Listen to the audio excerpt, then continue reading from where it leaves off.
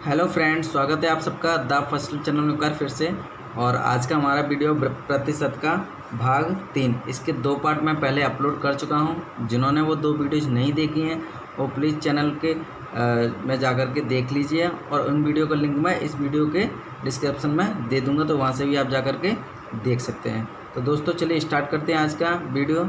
और दोस्तों जो हमारे चैनल पर न्यू है वो प्लीज़ चैनल को सब्सक्राइब जरूर करें, जिससे कि आने वाली वीडियोज़ भी उनको मिलती रहें। तो चलिए स्टार्ट करते हैं। पहला क्वेश्चन, प्रतिशत का। किसी वस्तु के मूल्य में 10% की दर से ह्रास होता है।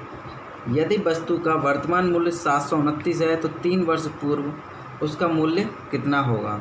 तो देखिए दोस्तों, ह्रास का मतलब क्या होता है, यानी कि उसको 10% की हानि हो रही है हर साल। तो क्या पूछ रहा है वो, वर्तमान में उसको 729 मूल्य है, 3 वर्ष पूर्व यानी कि पहले का पूछ रहा है। तो दोस्तों हमारा जो भी परसेंटेज निकलता है वो हमारे 100% के ऊपर डिपेंड करता है। 100 से कम होगा तो लाभ होगा, और 100 से ज़्यादा होगा तो लाभ होगा, कम होगा तो हानि होगी। तो क्या हो रहा है, इसको 10% की ह्रास हो रहा है। कितने? 3 वर्ष पूर्व, यानी 3 वर्ष पहले का पूछ रहा है। तो हम क्या करेंगे, 729 इंटू, और ऊपर रखेंगे हम कितना, 100, नीचे रखेंगे 10% का ह्रास हो रहा है, 90 इंटू 100 अपॉन 90 इंटू अपॉन 90। दोस्तों 90 हमने यहाँ नीचे क्यों रखा है, 100 ऊपर क्यों रखा है, क्योंकि हमें इसमें निकालना है 3 वर्ष पहले का रेट निकालना है, तो इसलिए हम 90 नीचे रखेंगे। ओके, 100 ऊपर रखेंगे। तो देखिए हम कैसे कट करते हैं इसको, 0 से 0 कट गया, 0 से 0 कट गया, ये 0 से ये 0 कट गया। अब हम 9 से 9 9 8 72, 9 1 81 हो गया। इस 9 से काटते हैं, 9 9 81, 9 बार ये कट गया, 9 से 1 9 ये कट गया। अब बचा हमारे पास 100 और 10। 100 और 10 का मल्टीप्लाई करेंगे हम तो कितना आ जाएगा, 1000, यानी कि 3 वर्ष पहले उसका कितना मूल्य था, 1000 था। हमारा सेकंड ऑप्शन इधर राइट आंसर है। ओके, उम्मीद है आपको समझ में आया होगा ये क्वेश्चन। तो चलिए आगे भी देखते हैं दूसरा क्वेश्चन इस तरीके से। दूसरा क्वेश्चन है हमारा, किसी मशीन के मूल्य में 5% की गिरावट प्रति वर्ष होती है। यदि मशीन का वर्तमान मूल्य 2 लाख रुपये हो तो 2 वर्ष बाद मशीन का मूल्य क्या होगा। यानी कि इस टाइम वर्तमान में उसका मूल्य कितना है, 2 लाख रुपये है, और 5% की गिरावट वो हर वर्ष हो रही है। तो आगे आने वाले 2 वर्ष बाद उसका रेट क्या हो जाएगा। तो देखिए मैंने क्या बताया, 100% के ऊपर ही हमारा सब कुछ होता है। अगर वो 5% की गिरावट होगी तो कहाँ पहुँच जाएगा जी, हमारा 95 पे पहुँच जाएगा। ओके, 5% गिरावट हो रही है।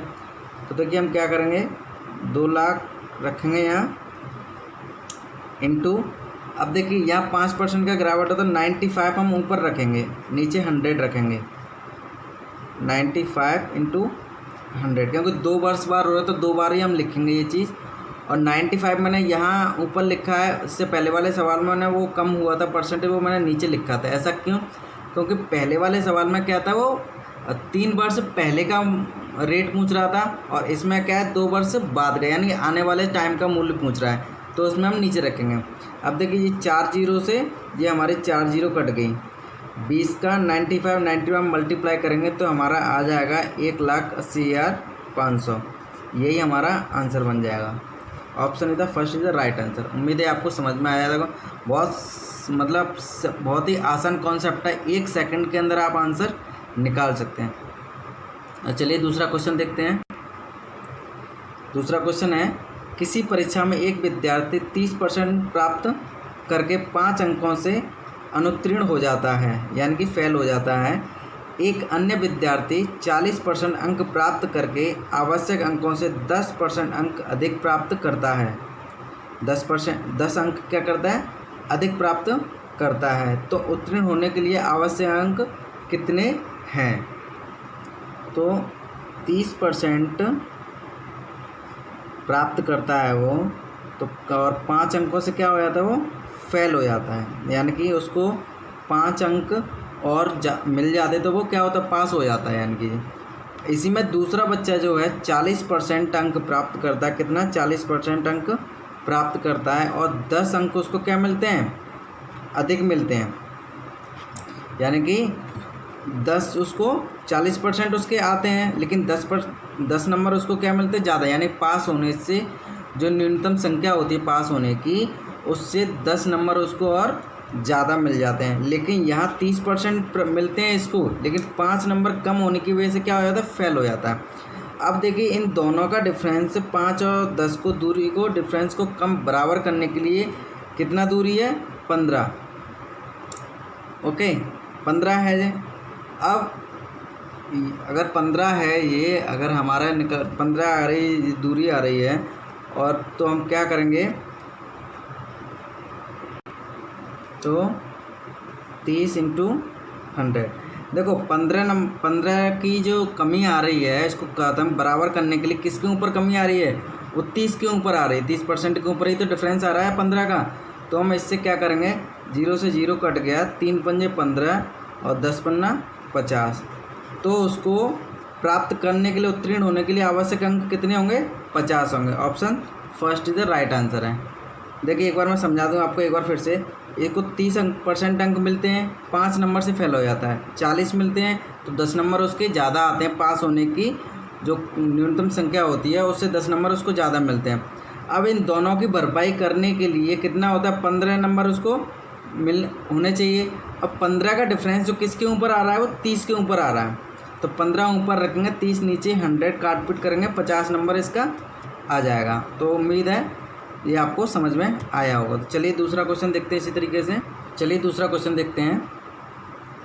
किसी परीक्षा में 60% विद्यार्थी अंग्रेजी में, 70% गणित में उत्तीर्ण होते हैं। यदि 20% विद्यार्थी दोनों विषय में अनुत्तीर्ण हो रहे हों तथा 2500 विद्यार्थी दोनों विषय में उत्तीर्ण रहे हों, तो कुल विद्यार्थियों की संख्या कितनी है। यानी कि जो 60% विद्यार्थी पास हुए हैं वो इंग्लिश में हुए हैं, 70% जो विद्यार्थी पास हुए हैं वो किस में, वो गणित में हुए हैं। यदि 20% विद्यार्थी दोनों सब्जेक्ट में क्या हुए हैं, फेल हुए हैं, अनुत्तीर्ण रहे हों, तो 2500 विद्यार्थी दोनों विषय में उत्तीर्ण रहे हैं। दोनों विषय कितने पास हुए हैं, 2500। तो क्या पूछ रहा है, कुल विद्यार्थियों की संख्या कितनी है। तो देखिए अगर ये है इंग्लिश और ये हमारा मैथ, अगर इंग्लिश में 60% पास हुए हैं तो 40% आपके क्या होंगे, फेल होंगे। ओके, और 70% अगर इसमें पास हुए हैं तो यहाँ 30% क्या हुए, फेल हुए होंगे। अब ये बोल रहा है कि 20% विद्यार्थी दोनों विषय में अनुत्तीर्ण हुए, यानी कि दोनों विषय में कितने फेल हुए हैं, इसमें 20% विद्यार्थी क्या हुआ, फेल हुए 20%।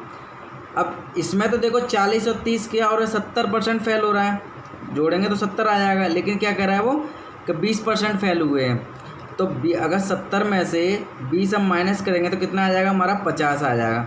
और 50 का बराबर कितना आ रहा है, वो 2500 दे रहा है उसमें, क्योंकि 2500 विद्यार्थी दोनों विषयों में पास हुए हैं। क्योंकि अगर 20% फेल हुए हैं, क्योंकि इसमें दे रखा है 20% विद्यार्थी दोनों विषय में फेल अनुत्तीर्ण रहे हैं, तो 2500 विद्यार्थी दोनों विषय में उत्तीर्ण रहे हैं। तो 20% हम माइनस करेंगे तो 50% हमारा पास हो गया। अब 50 का 1% हम निकालेंगे इसमें से, तो हम 50 रखेंगे, 25 0, यानी कि 1% बराबर कितना आ जाएगा, 1% बराबर आ गया हमारा 50। और अगर हम इसको 100% करेंगे, 50 × 100, तो बराबर आ जाएगा हमारा कितना, 5000। यानी कि टोटल संख्या कितनी स्टूडेंटों की, 5000। Option 4 is the right answer है। ओके, चलिए देखते हैं दूसरा क्वेश्चन। देखिए दूसरा क्वेश्चन हमारा कैसा है। अजय अपने वेतन का 25% घर के किराए, 5% खाना, 15% बस किराया, 10% कपड़ों पर खर्च करता है तथा 27,000 रुपये बचाता हो, तो अजय की मासिक आय क्या है। देखिए 25% क्या कर रहा है वो, 25% वो कर रहा है अपना हाउस, और 5% उसका ख़त्म हो रहा है किस पे, फूड पर, और 15% उसका ख़त्म हो रहा है किस पर, बस का किराया, बस रेंट, और 10% वो ख़त्म कर रहा है अपना किस पे,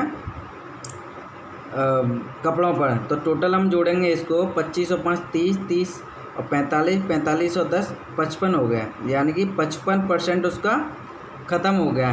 कोई चीज़ होती है 100% है, इसमें से इसने 55% ख़त्म कर दिया, तो बचा कितना हमारा 45% इसका बचा। अब 45% के बराबर कितना है, ये 27,000 है। 27,000 क्या है, 45% के बचा बराबर ही हुआ ना, क्योंकि कोई चीज़ होती है 100% होती है, 55 उसने ख़त्म कर दिया, 45 का बचा, और बचत कितना बता रहा है 27,000 रुपये। तो 1% 45 से, तो 1% निकालने के लिए हम क्या करेंगे, नीचे इसको डिवाइड कर देंगे, तो जी कट जाएगा हमारा 9 × 27 और ये 9 × 5 = 45 बराबर आ जाएगा 3,000 अपॉन 5, 5 × 30 600। अब 1% बराबर कितना आ गया, 600 आ गया। अब 600 को हम 100 से मल्टीप्लाई करेंगे तो हमारा आ जाएगा, हमारा 60,000 आ जाएगा। 60,000 रुपये उसका मासिक वेतन है, यानी 100% ऑप्शन हमारा फर्स्ट द राइट आंसर होगा। उम्मीद है आपको समझ में आया होगा अच्छे से। चलिए एक क्वेश्चन और देखते हैं लास्ट। देखिए नेक्स्ट क्वेश्चन कैसे करेंगे हम। दूसरा क्वेश्चन हमारा, एक परीक्षा में सीता ने 30% अंक प्राप्त किए तथा 50 अंकों से फेल हो गई। इसी परीक्षा में राम ने 40% अंक प्राप्त किए और 20 अंक अधिक प्राप्त किए, तो कुल पूर्णांक कितना है। तो इसमें क्या पूछ रहा है, पूर्ण कितना है, कुल यानी कि नंबर उसके कितने में से उसको नंबर मिलने चाहिए। देखिए इसने 30% सीता ने क्या किया, 30% नंबर प्राप्त किए और कितना अंक प्राप्त किया, 50 अंकों से क्या हो गई, वो फेल हो गई। अगर 50 अंक और इसको मिल जाते तो ये क्या होता, पास हो जाती। और उसी परीक्षा में राम ने 40% क्या किया, प्राप्त किए और वो 20 अंक उसको अधिक मिल गए। अब 20 अंक उसको अधिक मिले हैं और यहाँ 50 इसको कम मिले। अगर इसके 50 नंबर और आया तो बेचारा पास हो जाता, लेकिन यहाँ इसको 20 नंबर ज़्यादा मिले हैं, तो मतलब पास होने की जो संख्या है उससे क्या हुआ है, उसको ज़्यादा नंबर मिले हैं।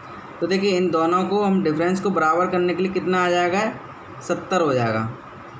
ओके, और इन दोनों का डिफरेंस कितना है, 30% और 40, यानी कि 10% का अंतर यहाँ आ रहा है। और इनको दूरी को, ये 50 और 20 की दूरी है ना, अब दूरी को बराबर करने के लिए कितना डिफरेंस हो गया भाई, स्टेज उसकी क्या है, बीच का, यहाँ तक पहुँचने पे इसको ऊपर यहाँ आना है और इसको थोड़ा सा नीचे इधर पहुँचना है, तो दोनों को प्लस करेंगे 70 हो जाएगा। यहाँ डिफरेंस 10 का है, इंटू 100।